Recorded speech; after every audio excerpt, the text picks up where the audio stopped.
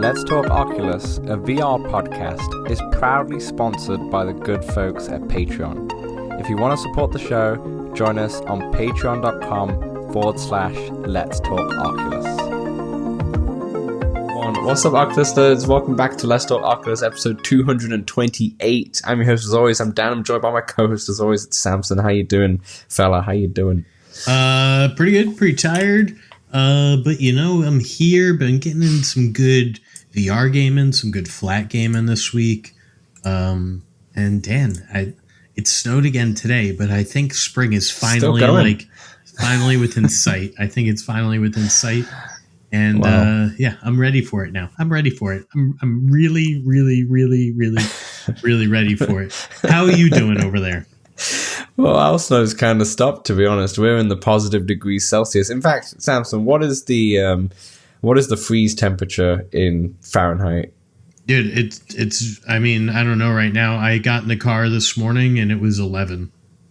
Oh gosh. Okay, but what's the 0 degrees Celsius in Fahrenheit? It's probably like 37. 32. I think. 32. 32.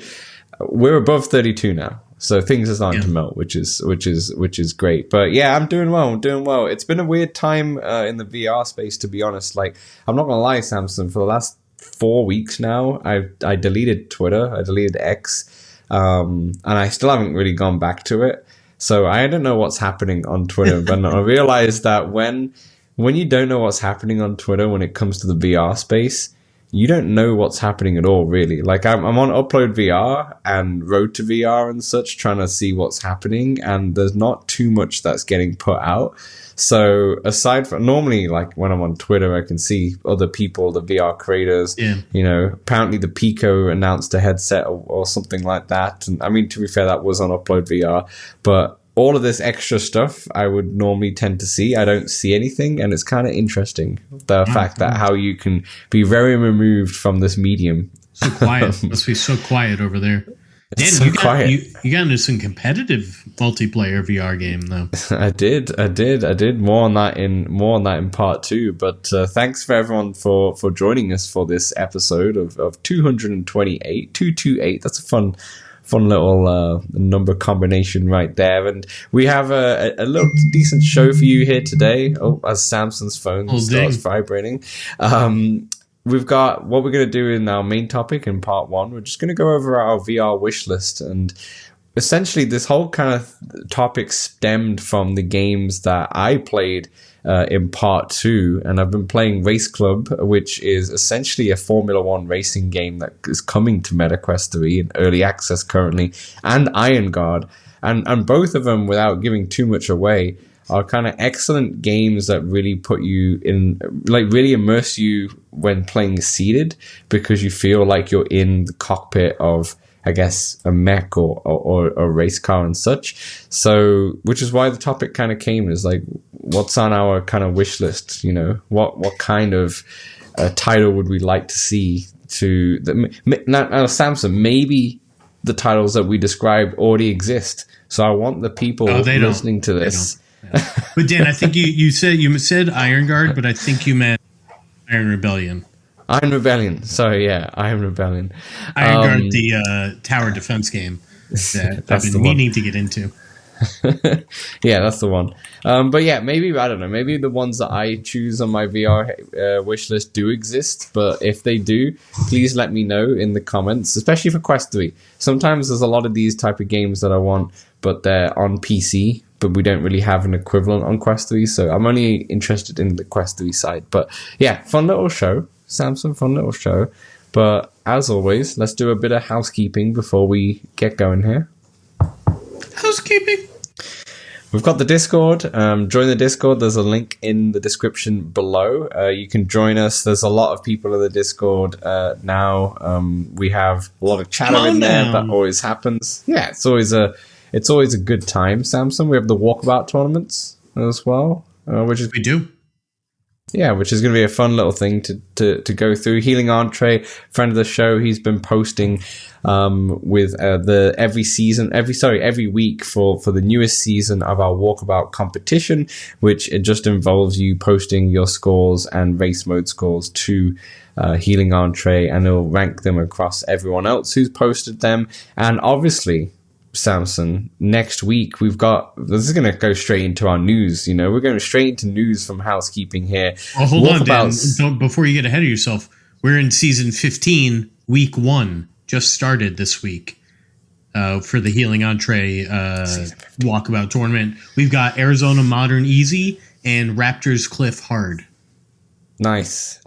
And you can guarantee next week, Samson, for week 2, shall we say, the newest course, Passport Hollywood, which has just been announced, which is out on March 12th, I believe is the actual date of this new course, for $4.99, which is the newest price as well. The third entry of our Passport series as well, Passport Hollywood.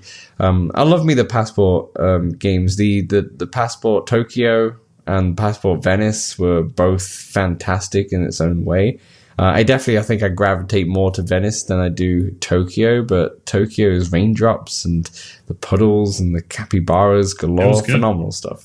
Yeah, fun stuff. This is interesting because isn't Hollywood just a part of LA?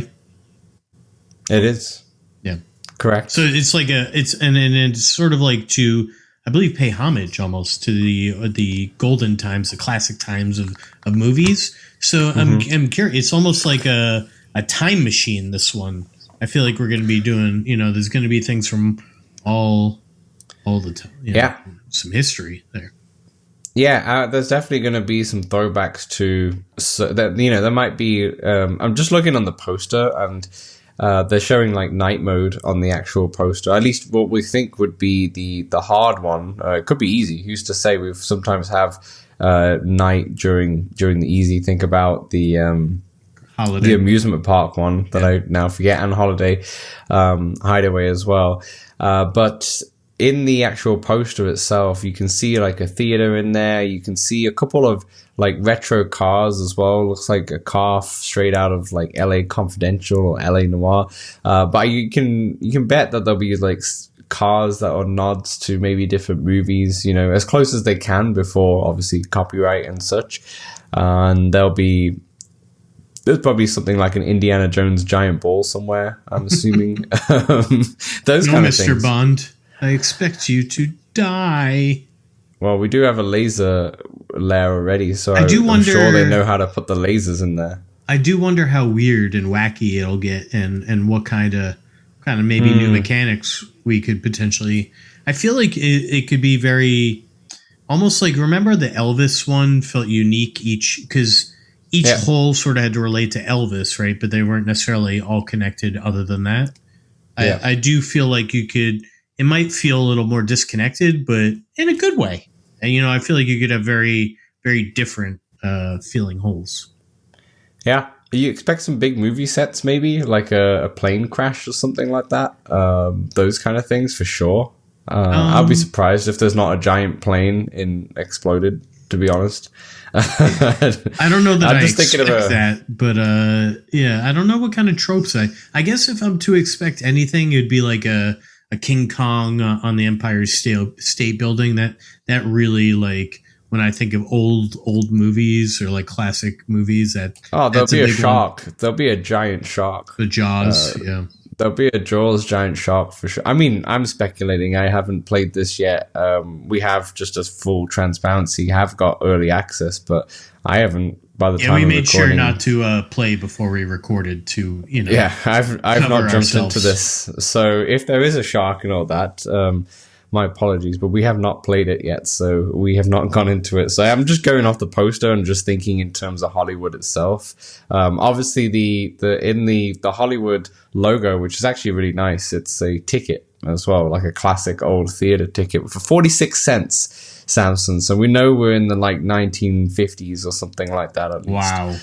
Wow. So it could just be, to be honest, if we are going by the logo of 46 cents, all of the movie references could be from like the classic 80s movies and before, basically. Dan, I just Googled it. When were movie tickets 46 cents? And it was 1950. The average, I nailed it. The average ticket was 46 cents. Nailed it. Okay, we're looking at 50 movies only. So get out your IMDb's, have a look at big movies that came out in the 50s. I don't think they'll be like real strict to that decade, Dan. Honestly, I feel like we'll get some big movies from Samson. The ticket's 46 cents. Otherwise, I'm getting fake news and fake lies by well, it was the average by Mighty Coconut here. Samson, one of my favorite movies, in fact, probably my third or fourth favorite movie of all time, was from 1950s, and that's 12 Angry Men.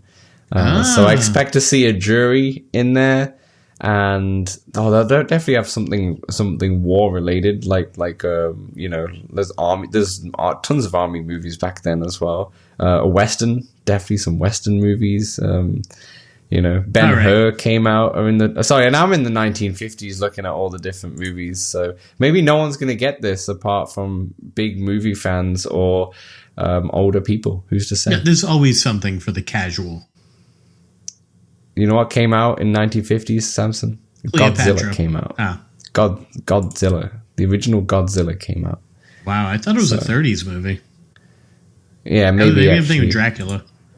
Maybe one specific version. No, this is the original, actually. 1954 black and white Godzilla. There you go. Came out. Anyway, Samson, this is not the movie podcast, although it could be if you want it to. But there's a lot of good 50s movies to choose from, so I'm going for 50s movies only. But we're really excited to kind of go through this. And also, the Oscars is the weekend of the actual course releasing, so perfect timing for that. You into the Oscars, Samson? You like to see what the big picture is, or you don't really care? No, I'm not too into them. I love it. I end up trying to watch all the big picture movies, not big picture movies, the best picture movies rather. I've watched most of them, as much as I can. There's some of them not even out yet. So, anywho, yeah, to me it seems like it's got the vibe of people sort of just patting themselves on the back. That's fair. Here's one thing, Samson, though. What do you think the Fox Hunt Club would be? Because it could be anything. Geez. I'm going for a lightsaber. Nah, that's a stick, Dan. You can't make that into a club shape. A lightsaber would be the easiest club to make. I'm going for Dan, a lightsaber. I'll admit, Dan, that would be amazing. And Lucas did mention being a Star Wars fan, but licensing to get a lightsaber in, I don't know about that. There's no licensing needed for a lightsaber. Yeah. Ape Escape has a lightsaber. It's just a stick. It's just a stick. What do you mean? It's just a stick glowing with some light. Yeah. It's just a glowing stick. I think there's a reason.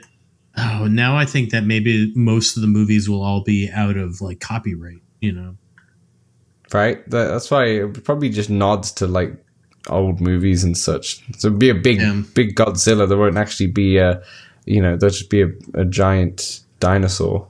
Yeah, Dan, I can't think. I'm thinking like a movie reel, I imagine there'll be something like that, like a film reel, but you can't really turn that into a club. I can't think of anything club shaped that, maybe a skeleton from Jason and the Argonauts. I don't know when that movie came out. But you are right, though. There generally could be just more of a design. So, like, around the club has, like, the film reel, like, wrapped around it. Oh, and then it kind of strings up. Ooh. Yeah. It could be something like that. That would work. So creative. Yeah. It's just... I'm just thinking outside the box. I think, but you gave me that idea there. You Oh, that's how good ideas come. They build off. Yeah, we back like a good forth. Brainstorm. We call this a Let's Talk Brainstorm. So let us know. I feel like the lightsaber one would be fun, but I think that could be saved for a different aesthetic, more of a sci-fi kind of potential. There could be like another evil lair, and it would be like more of a in that kind of sci-fi realm of having a lightsaber compared to This Hollywood one looks like I said, more 1950s Hollywood. It's old, Star Wars came out in the 70s, so that kind of vibe is what I'm saying. Yeah, there's no part of me that thinks they're gonna put a lightsaber in that's not in a Star Wars course. If they want it, like he basically said, he wants a Star Wars course eventually. They're not gonna waste a lightsaber on Hollywood.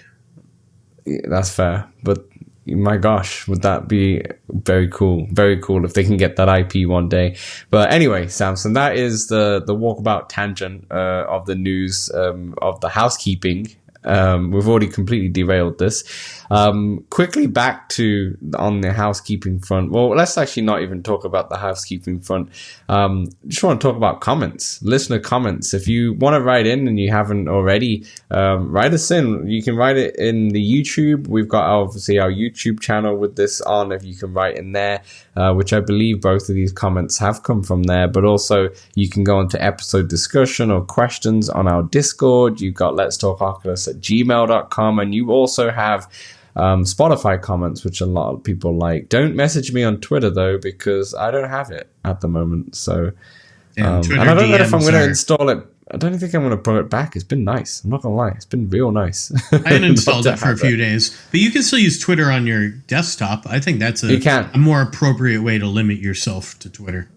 That's true. Still get the news. If you, by all means, no judgment for leaving Twitter, but if you still want in, but want to like limit your, Twitter, how much time you get there, that's pretty decent, in my opinion. That's very fair. But Samson, we did have two comments, and both of the comments relate to the same issue of that I mentioned, that I have stick drift on my right controller. And just those of you who didn't listen to last week's episode, essentially I've noticed it now. That it's not like it's affecting any games, because when it comes to stick drift, I mean, it's not so important on a VR headset compared to like a flat screen game and such, so you don't notice it as much. But what I noticed is you start moving in Walkabout. That's true, actually. That's true. But then moving in Walkabout is normally with the teleportation, so it's still not too bad. I move with the teleport, but I noticed it when I just point my cursor basically on my right controller on the menu, like just on the menus, and my menus just keep going down. They keep scrolling down. Yeah, I'm like, great, and I can't click on anything. Like if I try and click, because it's scrolling down, it won't let me click on something. That sounds weird. Unfortunate. You got to use the other controller to do. I got to use my left controller, yeah, but I don't know. For some reason, I feel like it's more of a software glitch. But you can also change the dead zone in the setting. I'm not sure you've done that. I have not done that. No, I have not done that. Anyway, Samson, we did have two comments. I did change a dead zone on mine, and then eventually it still got bad enough. But maybe these comments would have helped me. Your issue is on the Pro controllers, right? Not on the actual. No, mine was controllers. Mine was on yours. Oh, fair enough. Okay, maybe these comments could help. Samson, do you want to read the first one out? Yes, from Kill Delta. Stick drift is a major issue with Quest controllers. Why is it so difficult for VR headsets to have third-party controllers? How I wish we could just buy multiple cheap third-party backups in case our main controllers die. Or use cheap third-party controllers to share to our friends or cousins or little bro for them to try VR. Sacrificial controllers. Just like on consoles in the old days. Dan, we need some Mad Catz VR controllers.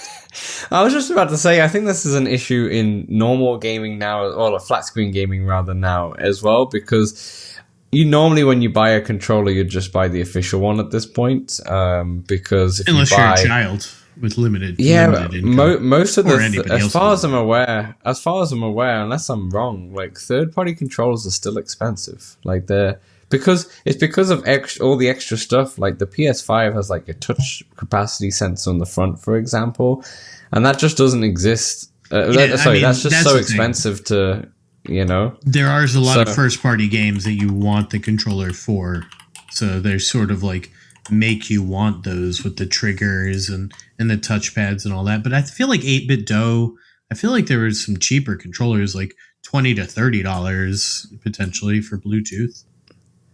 I'm just looking online right now, and obviously you can buy a lot of alternatives for like Pro controllers and such, but I'm looking at Okay, yeah, I'm just looking online. I looked at a wired controller, and it's still almost the same price as like a PS5 controller. But what are you finding? The 8-bit DO, they're $30. 8-bit DO. 8-bit DO, yeah. Yeah. They have controllers for like PS5 and such. I know they have Switch controllers. I'm pretty certain you can use them for the at for least everything. The Xbox. I don't know. Yeah, I mean, at least most controllers for PS5 you can wire them. I'm pretty certain you can use like a PS4 controller on your PS5. Yeah, maybe. I don't know. I don't know. So yeah, fair enough. I mean, I normally see it's not a common thing buying like, it's not like those Mad Catz controllers or those controllers that always had turbo on. You know, that always have like a turbo button that you didn't really didn't have a clue what it was for until you press it by mistake and get it stuck on like Turbo X and something like that. I still don't know what it's for. Spams. I assume fighing games. I don't know. But I think it spams the button. There's right? so much. I understand. But how fast does it do it? But the thing is about VR controllers is so much more tech. I feel in very maybe niche tech, like as opposed to. I mean, yeah, you can't get like the PlayStation 5 trigger senses in another controller, right? So you wouldn't want Meta's not sharing their tracking data stuff, you know. Yeah, that's true. I don't know. Maybe it's just not a big thing to, you know, ask for. People don't really ask for it. It's just a niche, right? It's a niche and a niche, yeah. It's a niche in within a niche. It's much easier to create a third-party head strap than it is a complete controller, right? So, I mean, yeah, so that's probably why. But yeah, it's just a thing. I think nowadays, not many people, like you can't buy third-party, like Switch controllers, right? Like you can't buy the actual Joy-Cons third-party. Yeah, well, Nintendo's getting a Nintendo. Yeah, that's fair enough. So yeah, it's just the old times. You know, the old times. Yeah, you always like, I don't know, you're playing like FIFA with your brother or your friend or something like that, or a racing game, and they hand you this controller which looks like, it doesn't even look like a controller. It might just look it has some weird shape. There's like maybe four handles to it and extra, like so many extra buttons. For some reason, so many extra more buttons that you have no idea what would use it for. And then as you're playing, you always lose because you realize that maybe the triangle button's not working or the trigger button doesn't sense properly and all sorts. You know, Dan, I actually have one of these kind of shitty third-party controllers. I'll let you use it during PAX. Yeah, fair enough. Yeah. I have it for the PS3. Oh, man, fun times. Yeah, fun times, exactly, back then. Should I read the next comment? Yeah, things are just a lot cheaper then, Samson. Things are a lot cheaper. I mean, honestly, now even like if you're getting a PS4 or PS3 controller, there's still like $50 to $60, $40 to $60, which is still cheaper, but also used. Anyway, Forest of Odin says, for stick drift, usually all you need is WD-40 Specialist Contact Cleaner, not the regular one. Spray, wiggle, done. Spray, wiggle, done. Yeah, WD-40 Specialist Contact Cleaning, Quick Drying. It's don't buy the regular one, definitely not. But yeah, I just can't. I appreciate the comment, Forest of Odin, but I just can't. I worry when it comes to tech. I'm just not good with those kind of things. I'm a quite a handy person in terms of things around the house and such, but when it comes to like my controller, that's really expensive because you can't really, if you buy a separate one, it's like another $100 or whatever it is. Well, it gets to a point where it's unusable, and then the trade-off is very risk averse. Yeah, exactly. So yeah, fair play if you want to do that stuff, but I'm. I will. It's fine at the moment. I think if it gets to a point where it's like almost unusable, then I would go this route and go, you know what, I got nothing to lose here. It hardly works. So I'm gonna have to use something like this. But right now it's okay. Right now it's okay. Anyway, Samson, we spent a lot of time talking about random stuff rather than actually going into the topic of the show. So apologies for that for everybody. But let's get into our main topic, which is our VR wish list. But not a VR wish list like, oh, I really want The Last of Us and Uncharted and God of War to be on PSVR 2 and such. None of that. Basically, like I said, I've been playing RaceClub and Iron Rebellion this week, and those are two games that really do immerse you straight away. And because of also you're physically sat on a seat, and you can use the physical elements to kind of interact, right? So, for example, in Iron Rebellion, you're like, if you have your arms and your armrest on I was on my desk chair on your arms rest, you kind of pivot with your elbow to kind of move your like gun turret around and such, and it feels really damn good to play. So I was wondering, what other type of games would we wish for on Quest? And like I said, maybe they're already out there. If anyone's listening to this and going, whatever you're just describing is this game, then just tell me in the comments, and so we know, because obviously there's so many games out there we may not even know they exist. So Samson, tell me one of the games that you'd wish, or one of the type of games that you'd wish was on VR. Yeah. Well, Dan, the listeners of the show have known that I was pretty into Tiny Bookshop, and this made me really want sort of a blockbuster type of game, similar to like the Arcade Paradise game, but not like an arcade, just where you're laundromat. Yeah, where you're recommending potentially movies and games, or just one of the two, really. You get to organize a store, build the store up. You have regular customers that come in that like particular genres. You get to know them. You help them with their basic life problems, and you all together, you're doing basic interactions. And then maybe this isn't even in Tiny Bookshop, Dan, but this feels like it's more apt for a VR game. You get you could share your blockbuster with your friends, maybe. So you're like, oh, let me pull this out of the single player and let me show it off a little bit and be like, hey, Dan, have you seen Jurassic Park? Because it's a pretty good one. Or perhaps I know your biggest fears. Perhaps you'd like to see Arachnophobia with Jeff Daniels. Oh. Now let's be honest. You're not going to have these licensed movies, Samson. So won't be Jurassic. It's like the books. It's just you're just getting the cover and the I don't think you're going to do that. I think you're going to, instead of Jurassic Park, you'll have to do Jurassic Farm or something like that. Jurassic Farm or Arachnophobias or something like that. In Tiny Bookshop, they don't have the book covers, so maybe that is, you'd have to like AI art the book covers, but you could definitely have the real title. The real title. I guess unless the title is trademarked, right? Potentially, maybe with books they don't really trademark the title, but with movies, sometimes like you can't have a movie called Star Wars and that's going to be trademarked. You're not making Star Wars. What do you mean? No. But you can just call it Star Play or something like that. You could do it. Making parody names of these movies. That might even be better. That might be more funny, to be honest. Like, oh, forget Star Wars. In my shop, I have Star Play. And you gotta but the point is, you got to know. It almost feels better when you know a little bit about it. Like someone who plays Tiny Bookshop who's done a lot more reading than me. So like 99% of the people who played it, they might feel a little more emotional connection to these books. Whereas me, I'm like, yeah, this book definitely fits into that genre. Something like this. Perhaps licensing could get in the way. But video game, or video games like, you want a movie themed game? Here's E.T. on the Atari.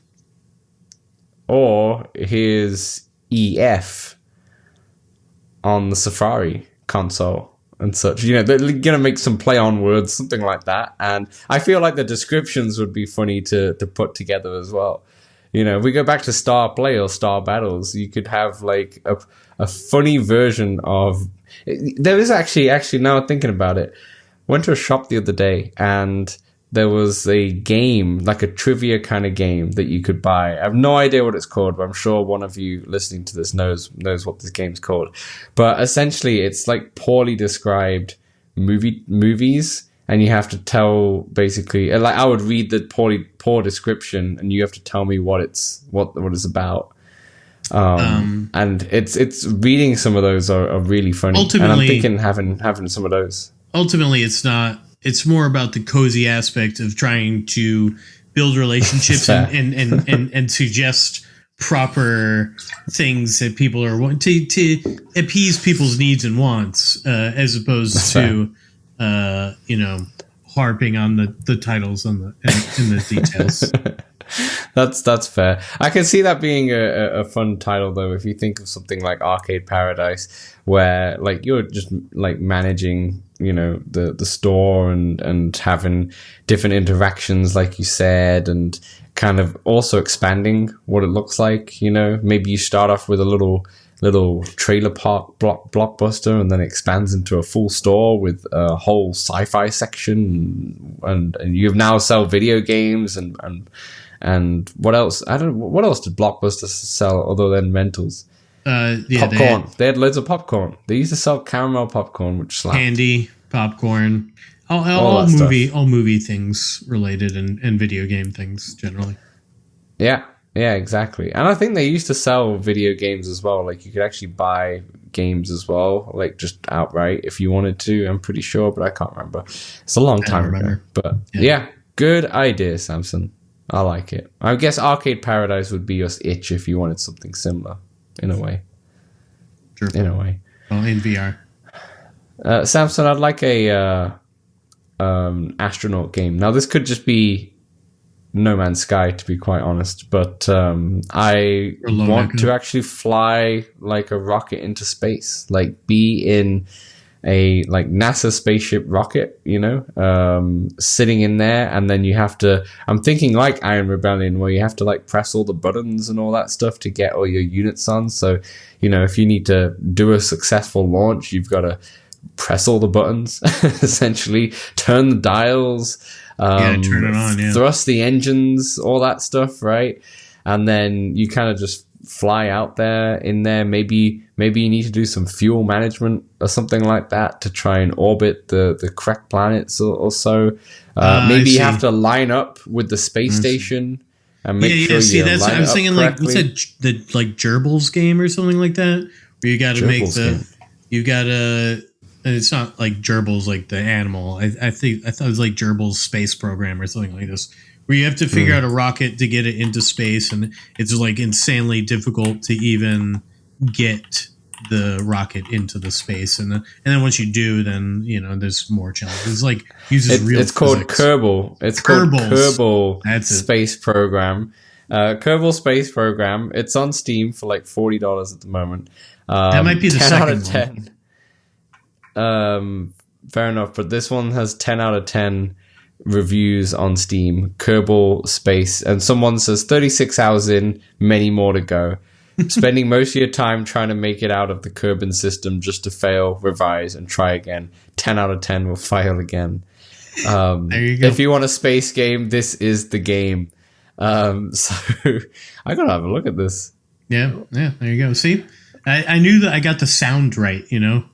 Kerbal Space Program. Yeah, I guess maybe I want whatever this Kerbal Space Program is in VR to be able to, like, I don't know, maybe you could do it in co-op with different crew members, and I guess that would be like Star Trek Bridge Crew when that existed and such. But yeah, that's what I would enjoy, Samson. So that's my first pick. What's your next one? All right, my next one, Dan. So you get some Dig VR in your mind, all right? And then combine that with the winter I've had, and you've got a snowplow game. All right, so you start off and you're plowing some small driveways. You don't really care where the snow goes. These are just renters. They don't really have a say. And then you get cooler, different, various driveways. Maybe a U driveway, or a driveway where you can't leave the snow in a certain place.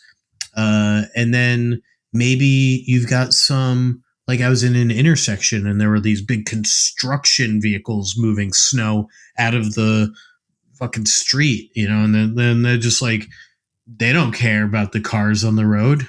They're just moving snow. and it looked like fun. And then maybe you go to I can't really think of different types of houses, but you can think of many different types of houses, I imagine, various driveways. And obviously the game needs to have a radio. So much like Dig VR, so you got the radio, need that. And various plows. There's big plows, there's little pickup truck plows. There's like, I saw a little dinky plow on like a Jeep. Like, all right, buddy. Mm-hmm. Maybe a Cybertruck plow, if that thing could do it. And just a snowplow game. And Dan, I would love. I don't think you could get the licensing, but I would love a little secret you could find in there with a Mr. Plow jacket. Look, this sounds a lot like Power Wash Simulator to me, and they've got a lot of licenses because they made it so big. So you never know with your snow plow game. I guarantee you this is. I mean, there's a simulator for everything out there on the PC world. I guarantee you there's one for this already, but not on VR, obviously. But yeah, I'm surprised you said this one, considering. You've had a lot of snow recently, and you've been doing a lot of snow plowing, I guess. I thought you'd be sick of it. I've just been paying the snowplow guy. Fair enough. You're like, you know what? Let me just see what it's like in VR. But I think it would kind of feel like car parking simulator, where it's like sort of a simple puzzle game. It would kind of feel like a puzzle game that. But you can unlock cosmetic things like this. I don't know. Is there and then it would tell it could tell like a nice like story of you starting in as a down in the dumps plow driver, and you work your way up through all these various jobs, and you learn about the town and the town people. It's all my games must be about relationships. Is there a way you could fail in this? Do you have like a timer that you have to do it within before? I guess just to allow the person to be able to drive to work, you need to plow that road by I don't know 10 that minutes to do it. Yeah, I don't know that I got into the weeds that detailed, but that sounds like a pretty good mission, timed. And then maybe you could do all the driveways as fast as possible, like a time trial where you see another person's ghost of how they did it. I don't know. Right. I don't know. It could go crazy. This is a great idea. So my next idea is Crash Test Dummy. Crash Test Dummy. And the reason why I thought of this is in RaceClub, when you drive as far as you can into a wall, you just crash, but nothing happens. Like there's no damage or anything. Not now anyway, in this early access. So I was thinking, what if there was some stupid things that you could do? Like imagine if like you'd have a bunch of levels and they're all involve you crashing. Like think about Burnout used to do this great back in the day. They used to have a whole crash mode in there, and it would be hilarious because most damage you get, the more damage you get, the better your score was. Yeah, you gotta cause money damage. Yeah, it was just the way you drive into things and what ripple effects it has and such, which would be hilarious. But also you could have user created levels potentially, of stupid things, but maybe sometimes you're in a car and you're doing this testing, but you are the dummy is the whole idea of this. So it's kind of funny, and then maybe sometimes you're, I don't know, just face first on a skateboard going down a ramp, and, you're meant to just collide into things and see how the damage is, and the amount of damage you can oppose on yourself would be highly rewarding, basically. So Crash Test Dummy, I think, would be a good idea. And I feel like this game probably exists in the flat screen somewhere, I guarantee you, like a very physics-based kind of crash simulator and such. Maybe, but yeah. I do feel like the Crash Test Dummies were pretty big when I was a kid, like in the late 90s. I remember like Epcot had their Crash Test Dummies thing. Yeah. There was like a TV show I remember catching. I feel or these like vague memories of. I like it. I think crashing things, particularly in like a Burnout type of game, would be super cool to do in a first person perspective. And then when the crash happens, sort of pan out and watch your crash happen. Yeah, I think that could potentially action replays and just see yourself go flying and such, and Yeah, I mean, it might cause a lot of motion sickness. I don't know. But I just thought when you just said Epcot, I was like, maybe I am thinking both of my ideas, the astronaut flying into space and Crash Test Dummy, are both rides in Epcot. So maybe my mind was just thinking back to when I went to Florida in 2004. So maybe that was where the inspiration came from. But Samson, you got one more for me? Oh, yeah. All right, Dan. So sports games are sort of hard to come by, particularly football in VR, because there's a lot of positions, there's a lot going on. So I want a quarterback game that's sort of like a storyline driven. So you play as a quarterback and you follow through a season. And maybe if the game does well, you get another season, And the quarterback just seems like the easiest position to adapt for VR because it's a throwing motion. You're looking around. You don't generally have to move too much. And like wide receiver would be tough and running back would be harder. I just feel like quarterback's the way to go for right now. And you sort of maybe you build out the storyline of a rookie who just got drafted, or perhaps you want the storyline of an old vet who's got to fight his way back through, and he's got a rookie right on his ass, and he's got to play. He's got to play, or else that rookie's going to take his spot. I love it. A proper story-based NFL game. It's basically a story game, a single-player story game, action game, where the action is playing football. I haven't yet thought through, the details of, do I want to be able to play the whole game? I do think that might be a good portion of it, perhaps, but perhaps in the story mode, you want just like moments, right? Like, you got to come in you got to make sure these key plays happen. And if you're successful, then the storyline progresses that way. And if you're not successful, then you don't get the girl. Okay. Okay, you really thought about the storyline. There's drama involved. There's big story beats involved. Fair enough. So, essentially, have you played anything like this in the like flat screen world or anything like that? Well, it's sort of like similar to those modes in Madden that they've had over the years. You can make up your own storylines. Yeah, sort of like that. It's sort of like a play on those, I guess. With the cutscenes and all that stuff. Yeah, fair enough. I love it. Samson, the last one for me is actually the first one I did write down. And the inspiration, once again, came from RaceClub because it handles really well as a car racing game. And I got me thinking, Samson, nowadays when we have car racing games, obviously we have the Mario Kart, which is always been big. The kart races have kind of died. Like, there's not many kart races out there compared to how crazy they were on the PS1 and the PS2 era. Once Mario Kart really did. I mean, Sonic is really good, but Sonic's meant to be really good, yeah, to be fair. And then also we have had the kart racer on VR as well, right? We have a kart racer in VR. We do. We have a couple. One live one. We have one proper one, shall we say? However, when we also have, like, in flat screen, we have the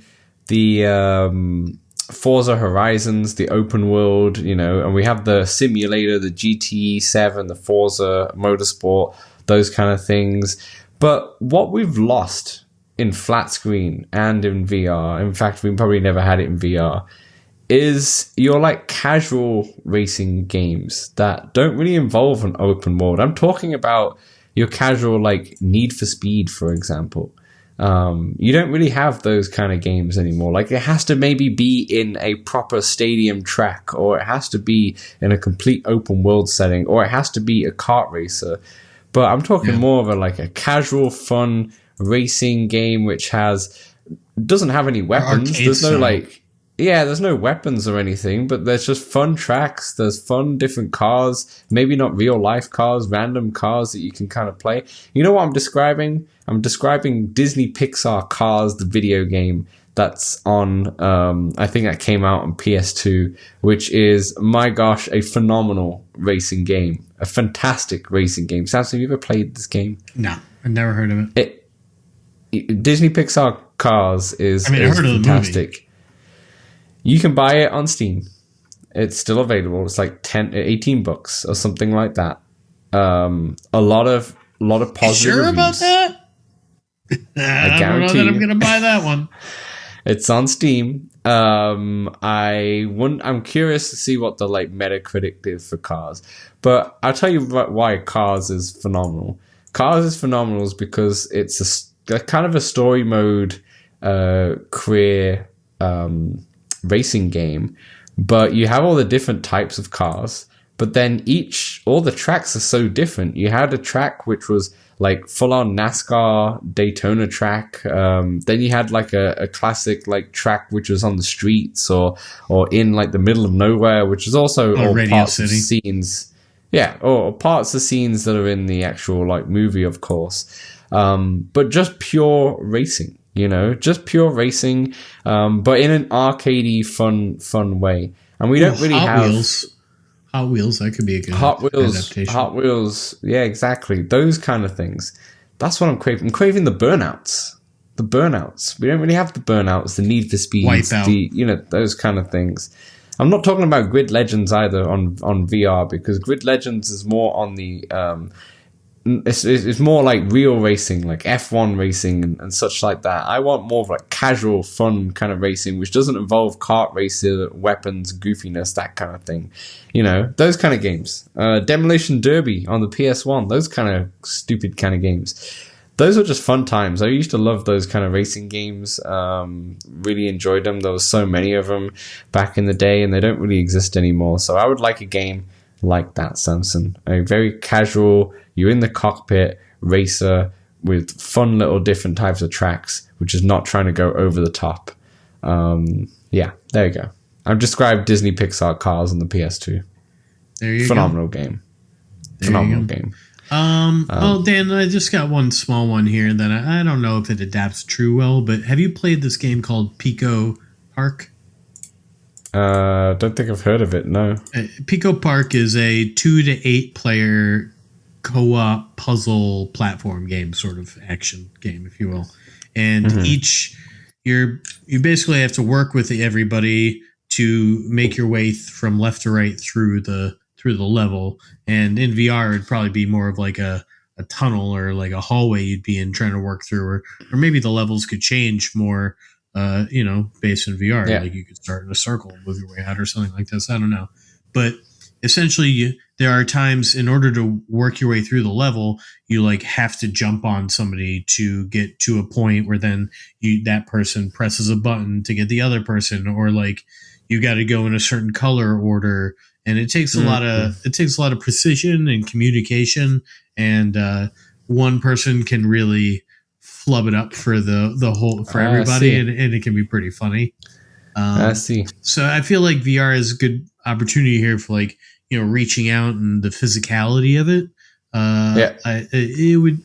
It would take some work to, I feel like, fine tune and figure out what type of puzzle, how to adapt those Pico Park puzzles to a VR world, but I think that could be potentially pretty fun. I had a pretty good time with Pico Park.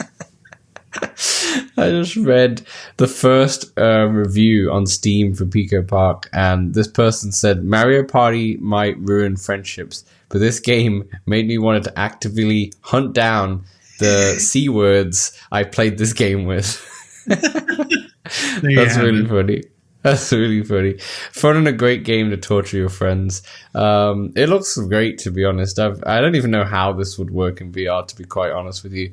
I'm thinking like in Humanity, where you are playing it as a flat screen, but it's in VR, so it's. It's essentially you got to go from point A to point B from wherever you are in this, and then you've got to use the people you're around you to get from point A to point B, and that's how you adapt it. I might have to play that. How many people have you played this with?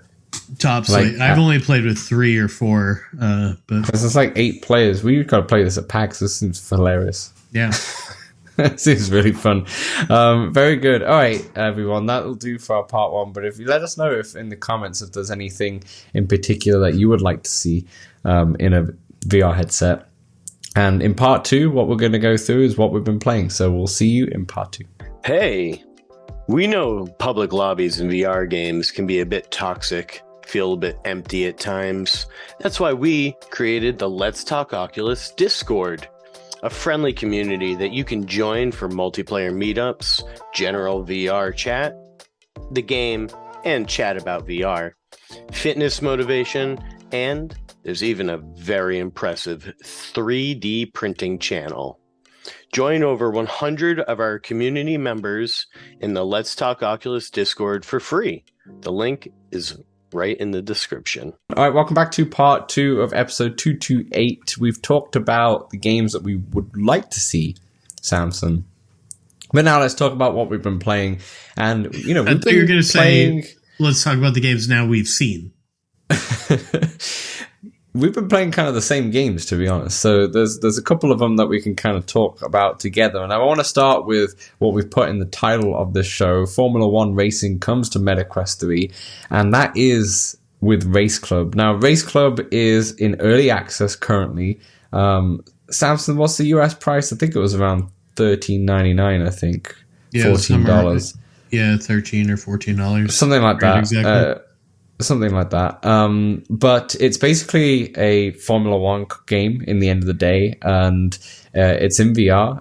Like I said, currently in early access. Like they just opened and they got the Discord out already. 4 tracks are available right now, so there's 4 tracks that you can play, and there's 2 different types of cars. You can essentially choose like an F1 car or an electric car as well, which is like more of an electric kind of Formula E kind of car, bit thicker and such. The electric car is definitely slower than the Formula One car, and you feel it. Even it's like 40 miles per hour, 40 kilometers an hour less, but top speed. But you can definitely feel the difference. But we'll get into that in a second.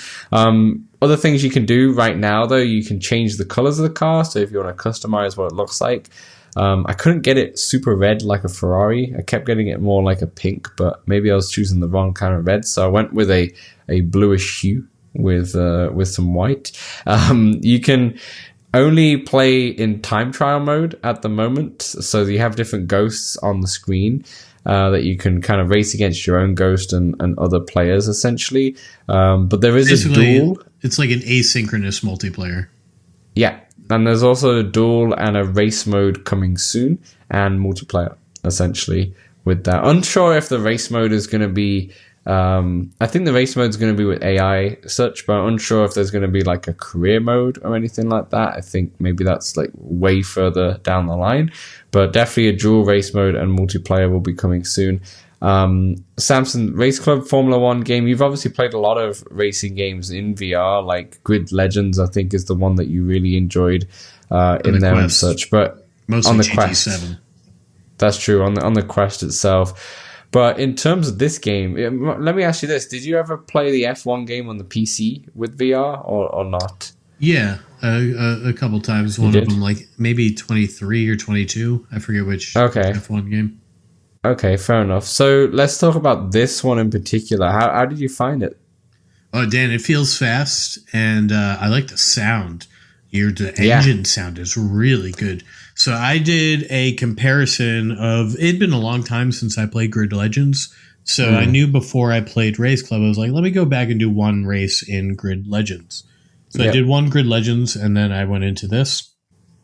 And my God, this is way better in so many ways. I mean, Grid Legends does have the full campaign and all that. So you're not yet going to get that in this game. But as far as like sound and feel of the car, I think RaceClub nails it and is better than Grid Legends. Did you play? So there's 2 ways to kind of play the game. You can play it with motion controls, and you can also play it with the thumbstick if you prefer. When you are in the thumbstick, you can change your view, obviously. You could do like third person view, you could do cockpit view, you could do just the nose or just the screen view, all those kind of different modes that you have in normal racing games. And obviously, if you're doing it motion control, you're just in the cockpit basically. What did you use both, or because Grid Legends is only the analog, right? Off the bat, I knew that I could change the controls because I saw that in the text, but I didn't see where. So my first race, I did the motion controls because that's what it starts in. Yeah. And I did, I kept restarting, and eventually, once I did the full thing, I did pretty good. I think I was like 95th or something like this. I think I was looking for you on that on it, but I didn't. I think I was around 80. I think I was around 80. Yeah, okay, I was looking for like play tests. I couldn't. I didn't see it, but it says Let's Talk Oculus actually on mine. Oh, it doesn't say play. Yeah, it says Let's Talk Oculus. It says I don't think Let's I Talk saw that Oculus either. down or something. But yeah. So then I did joystick because I do generally prefer the joystick, but I did not like joystick. It started me in the cockpit view, and so the joystick, you see like the wheel. There's a lot moving. There's a lot going on, and so eventually I switched to joystick on the nose, and boy, you feel the speed finally. The wheel's not getting in my way, and I think I do really like that. I did the motion control. I think kind of felt better, but I do think I'll be able to be better at the game with just the joystick, like more consistent. Yeah, that makes sense. Did you do third person at all, or not? No, only by accident. Fair enough. Yeah, I really enjoyed the controls because I only did it in motion control. And sometimes you think like when you're putting your hands out forward and such, it could be tiring to play, but it's not really. It's very forgiving in a way as well. So I've had my like elbows on my armrests on my desk chair, and then you could bring the like, let's say you're turning right, you could bring your right arm down, but it doesn't have to be like perfectly circular or anything. It could just be, you could go diagonal or anything like that. As long as you're holding the grips and such, it will turn the wheel. So it's quite forgiving where like it doesn't you don't have to have a perfect circle all the time because you're just gripping the controller, and then you could do whatever you want to try. I did notice that, and because at first I was like holding it out, I would a steering wheel. I was like, oh, this is not going to be good. Like I can't do this for the whole race. So then I just like kind of rested them near my stomach and did like really subtle movements, and it's fine, right? That worked pretty well. But I would like at times just take a turn really sharp by accident, sharply, and that's why I prefer the joystick, just for the really exact movements. Fair enough. But yeah, I think they did a really good job with the motion controls, and it gives you a bit more immersion like they're on the actual steering wheel itself. On a Formula 1 steering wheel, if you've not seen one before, a lot of buttons, a lot of dials, a lot of all sorts going on there, to be honest with you. You can't interact with most of it, but there is a brake one that you can interact with. Unsure what it does. It feels like maybe it would like increase the sensitivity of the brakes or not, or something like that, but I couldn't really tell. But you could kind of turn one of the dials left and right. It did stock have the auto brake on, so I did. It did. I turned that off real quick too. I turned it off too. I was like, I could just hold it. Another thing, so that you already mentioned, Samson, the actual sound. It does sound really good because you can hear not only the engine, and it really does. I preferred playing it in the F1 car more than the electric car, because the electric car does not sound good, but that's just because that's how the electric cars sound. I went to Formula E back in the day, and I remember how they sound like a real screech, and they do have that, but the F1 car sounds phenomenal, and it not only does it have the sound of the cars, but it also has the really good effects of like the tires and like the gravel, or if you come off the road and such, but also the wind.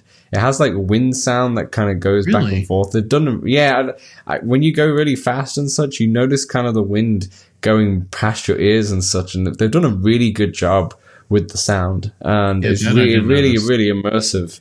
I should message them. I'd love to get the devs on here just to discuss what more things that they've done, to be honest. But what they've done with the sound is really, really good. I just do want to mention too, because I like how they've handled this multiplayer, no multiplayer situation. So how it works is once you select the track, you'll do a lap, and then you'll start a second lap, and it'll have your time.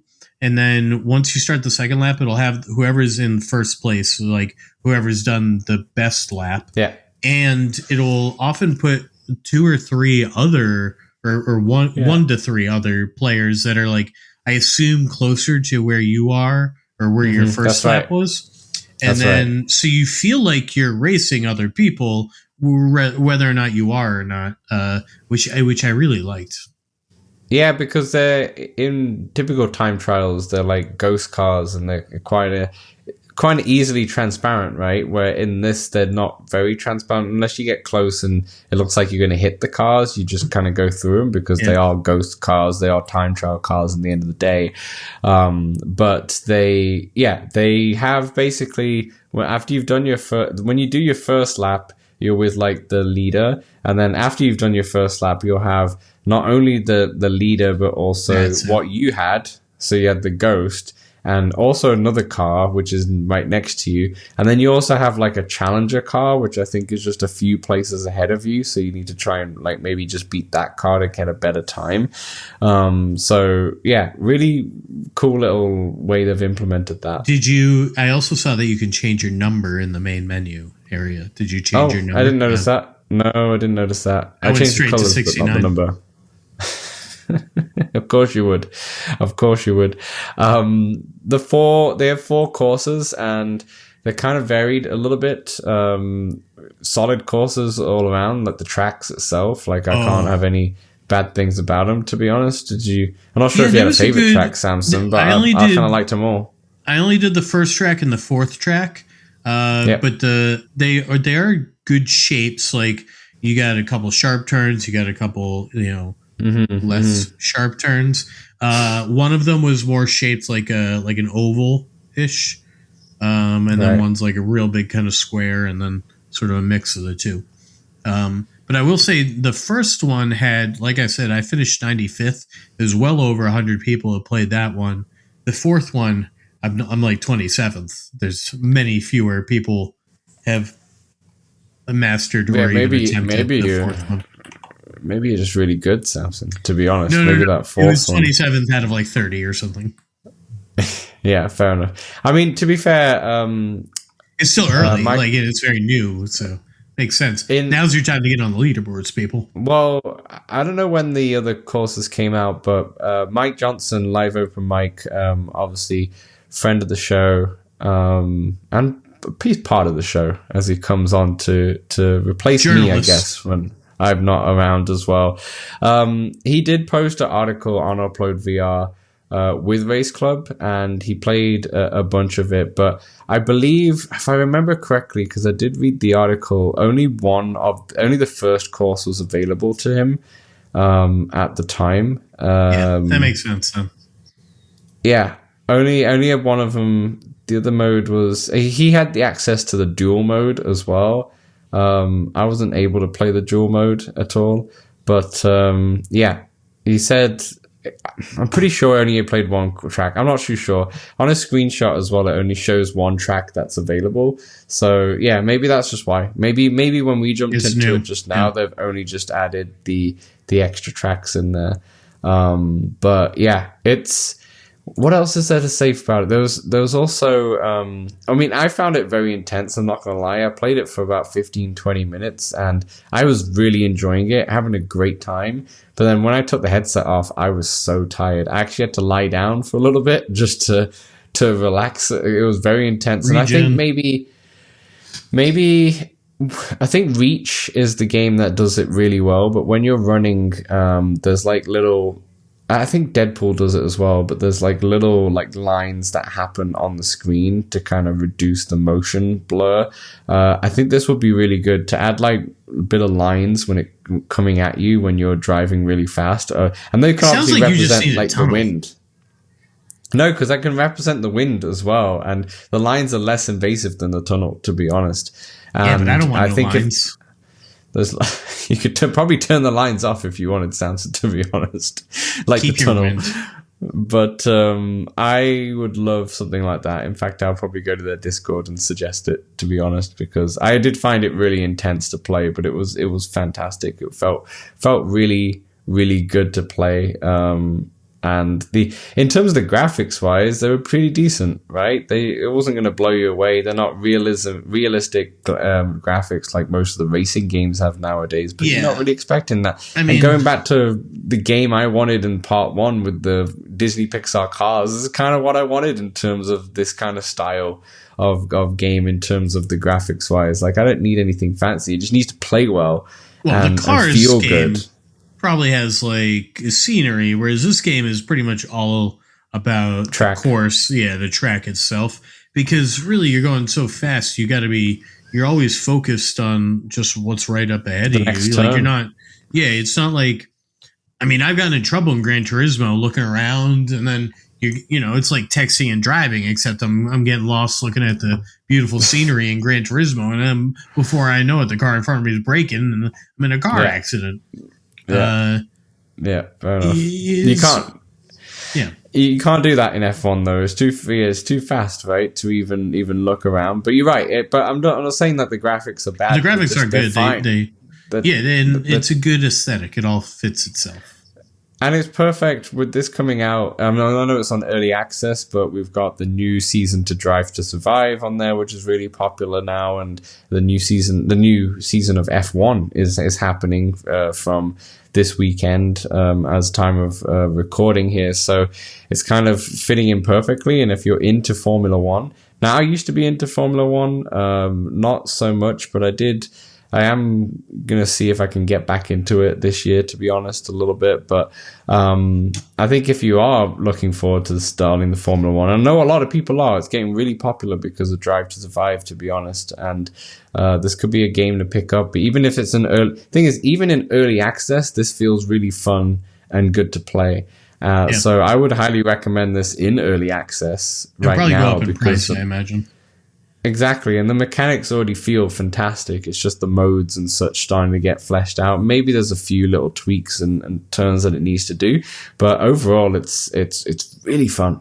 It's really fun. It feels great. It plays well, and I'm excited to play like proper races as well. And I wonder if they'll be able to add damage. I don't know if they'll be able to do that on Quest. I don't like damage. I always turn that shit off. But Dan, why F1 when you can F everyone? Exactly, you can F everyone on the track. I love what you said there. I love it. The only thing I like damage is that just so you can go to the pits and have an excuse to go to the pits. I remember when there was always turn off damage off, and then I'll never go to the pits. But going to the pits it's always a fun little, let's go in there and just wait for our car to get tuned up and then go back. Yeah, it's like 10 seconds, not 10 seconds, like 1 second done. Excellent, good stuff, Samson. So that was a Race Club that we both played and enjoyed. I know Pow in our Discord played it and had a great time. Obviously, Mike had a freaking amazing time on his Upload VR article. Definitely check that out as well. Samson, the other game we played together was Iron Rebellion. Played on Sunday. We did. With a friend of the show, Noble Squashy, hosting a room. Yeah, Noble Squashy, Centron came in. Jocko, I think. Pow was there. Who was so funny on the chat. I was dying. Oh, all right. Let's not get his head too big, all right? And then I was dying. Was that every? And then we had a couple. I think we got a couple regulars who were in the Iron Rebellion community. Who knew what they were doing. They popped in, and that was I forget the Sir something maybe. I forget the first one. And then Molly Bait. Very Something good. like that. Very good. So, Samson, this is my first time playing. The tutorial is really long, 20 minutes long, 15, 20 minutes long. However, there's a lot to know, but there's a lot to learn. And it's essentially, in the end of the day, you've talked about it on the show before, but it's a mech game. I think about Titanfall, to be honest, without the outside of the Titan aspect of it. But it works really well. It's very immersive, and the graphics look really good because you're kind of confined to a small little space of what you can see through your mech. So the graphics do look really good, and this is on just Quest as well. And I didn't have the optimizer on or anything like that. Actually, I'm not sure if there is one for Iron Rebellion, but I didn't want to do that just because of battery life, and I knew if I was going to play, I didn't didn't want the battery to run out. Although I was clearing out my storage the other day, and I did find that I do have a Kiwi K4 battery strap downstairs, so I do have it there. So I might throw that on. Anywho, felt really good. I love the fact that like when you're in the mech, you have to turn the mech on, you have to turn all the dials on. It feels like you're in a spaceship or so. And then obviously with using the gun turret, using your elbow to kind of control that, and there's so many buttons on the screen. Like it feels like you're in a proper mech. Like you're pressing all these buttons. You go and try and heal, for example. You have to press safe mode, turn that on, choose which area of your mech you want to heal, and you see it's very immersive, very, very immersive, and it feels really good. I just sucked at it. It was just so bad. I sucked too. I was so bad, and I think part of me blamed it on everyone had like better guns than me, because they were able to kill me much quicker. Mech, yeah. I did upgrade to like the third kind of gun set and such, but I felt like I had to attack them. I had to flank people to get them, rather than if I was going one-on-one battle, they were most likely going to kill me every single time. But I had a great time. It was fun. I did the last one we did, I did get -1 in terms of my kills because I killed my own player, basically. Friendly fire was on, and I killed Centron by mistake, who was on my team. So that was my only kill of that game. But a fun game though. I can see why you liked it. See why you like it and such. It's a really good kind of multiplayer game. Still seems like it's in early kind of access in a way. Like it has a little bit to go to kind of get super polished up. But it was really fun to do it multiplayer there. I think what it needs is like a PvE or some sort of co-op, which is definitely in the works. Apparently they got it according to their Discord. It's in early access or out. They're having people test it, beta testers, if you will. So that's exciting because, I'm not that competitive when it comes to this type of stuff. But Dan, this was, I don't know if I got one of the, like a new mech, and I hadn't been in this one before, but I was, normally you got the front screen, if you will, the windshield that you normally look through. But each mech has peripheral sort of windows, like different amounts. Like a light mech, usually you can see way more, heavy mech less. This one, I was the intermediate one, and so I had a few holes, and I was peeking through the holes. I was like, oh, I see someone. I saw someone through the hole. I turned. I was like, all right, gotta go that way. I was like, this actually came in handy. It feels really good, but I just wish I could hop in there with like Squashy and be like, yo, let's go take out a bunch of waves, or like let's work our way through this level, as opposed to like let's go play random people or have to find 8 people to play with. I do, as like a 16-player game does sound pretty fun though. Yeah, it does. And the light mech, my gosh, I switched to the light mech for one of the maps, and I was running like so fast around but then I was also always shooting smoke by mistake rather than actual bullets, and so I didn't know what I was doing. But it's a good time. It's a good time. I feel like there's a couple of really good maps in there, and I think there's some user created maps as well. A lot of user. That was impressive. There's a lot of user generated maps, which is it's pretty cool. It's basically unlimited maps. So I had a fun time. With Iron Rebellion, but that's the only 2 games that I played, Samson. I think you got in a bit of Wipeout as well, right? Well, but I don't want to. I'm not going to get into that yet because I want to get into another competitive game that I got into with Squashy, and that is Rumble. And Rumble is a one-on-one arena fighter where you use motion controls to spawn rocks of various shapes and sizes that you are trying to use to defend yourself or hurt your opponent. And it's all like everything you do has like a motion to it. So sprinting, you have your right arm up and your left arm down, and you got to switch them at pace. Squashy has a whole bunch of tutorial videos, but you got to get these motions like pretty down. But once you have them, they feel like second nature. There were like one or two that felt second nature to me, and everything else feels like fucking Greek. But you also have to play a lot of online in order to, or I don't know, actually a lot. I don't want, pardon me. Oh, you do have to play some online to unlock it. Yeah, fair enough. As Samson's going crazy right now, he's having a bit too much fun in the game. All right, but when you play Rumble, you can't just hop into online. There's a little bit of a tutorial, and then you have to take on this robot, Howard. All right. So first they make sure you learn like the 3 moves, and then they make sure that you can defeat this robot on easy mode. Yeah. Dude. So Squash was like, let's play. So I'm like, yeah, sure. I get it on Discord. I'm streaming it to him so he can watch me get through. He can sort of guide me through the beginning. Mm-hmm. He's like, all right, now you get to just take on Howard. Dude, Howard beat the fucking piss out of me. Dude, I was getting so mad. All I wanted to do was just hang out with Squashy, and that was just dragging me down. And Howard's just laying into me, just diss. And eventually, though, I got to Howard. I beat that son of a bitch, and I got to hang out with Squashy, and nice. It's pretty fun. It's a cool game. It's not my speed, Dan. I'm not into like a one-on-one battler, I don't think, but you know, it's kind of a fun spectator game.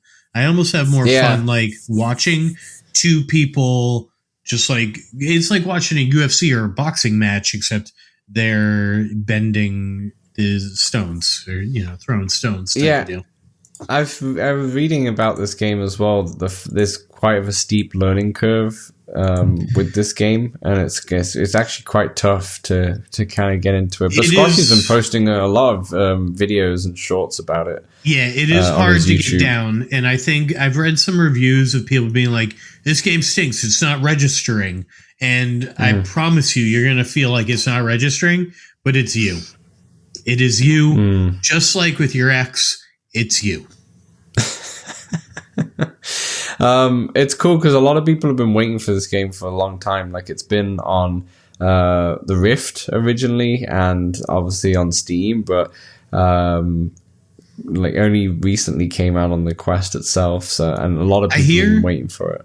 Yeah, and I hear the community is quite nice. If Squashy is any representative of it, I agree. So if a competitive one-on-one game where you're gonna, there's a learning curve, but once you get that learning curve, like you're gonna feel like elite, and these things are just gonna be like Squashy doesn't think about. He's like, oh, I want to throw a disc. What do I have to do? He's just like, disc. This is how I do it, right? It's like a human who knows how to ride a bike is like, I'm going to go ride a bike.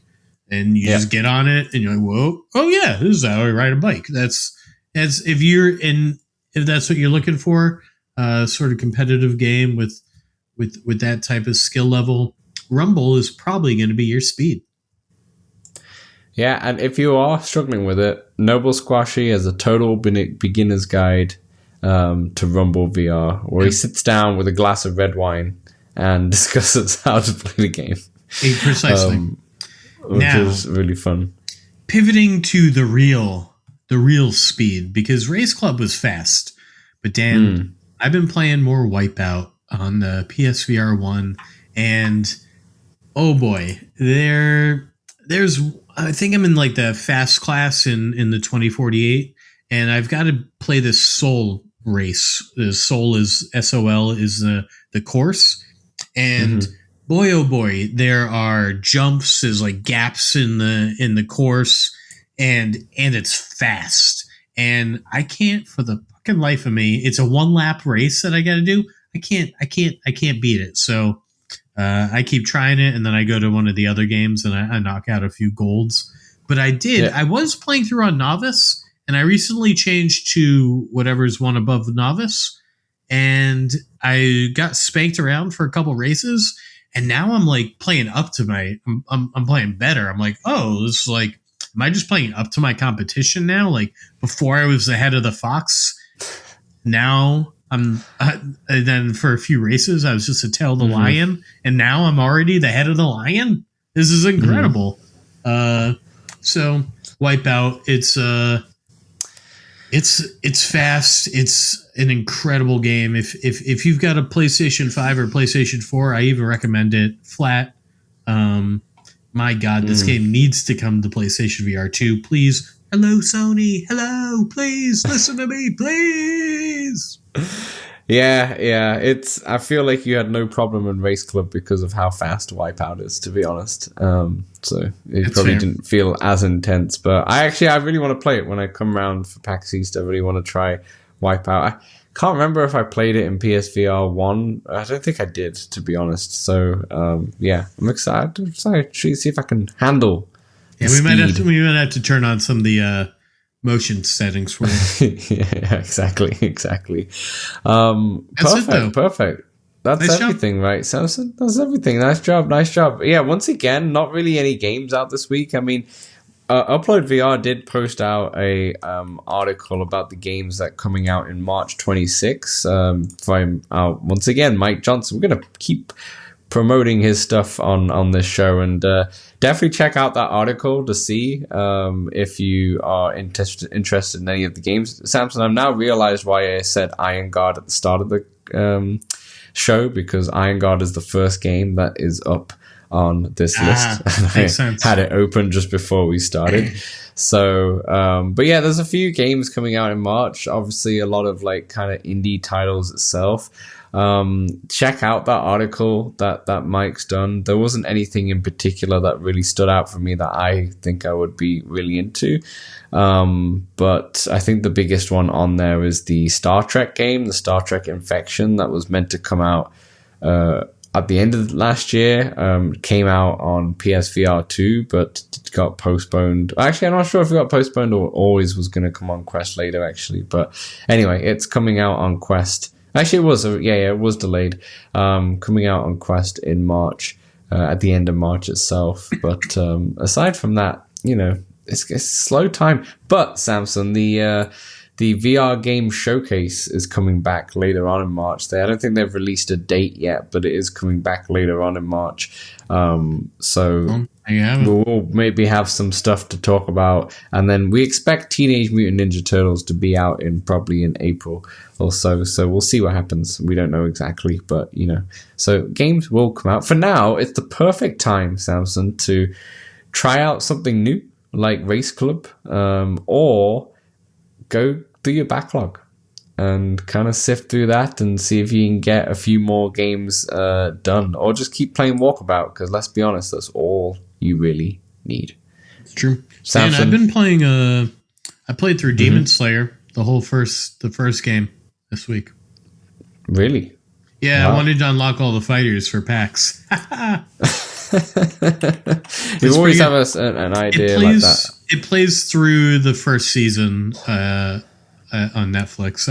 I forget which arc it is, but oh, fair, yeah. I know this is really popular. It's very good. I've seen I didn't realize there was a game. It's basically like watching the anime, and then you do the fights, and it's a fighting game that you can play like online and multiplayer. But the story mode plays like just the anime, and then you just do the fights. It's a lot of watching, which is what I wanted. But that's what a lot of people would want. Yeah. Oh, very cool. Yeah. Cool. Very cool. I didn't realize it was a game, but it looks like they have like 20 different games for Demon Slayer. So I guess it was I don't know, Kami Chronicles or something.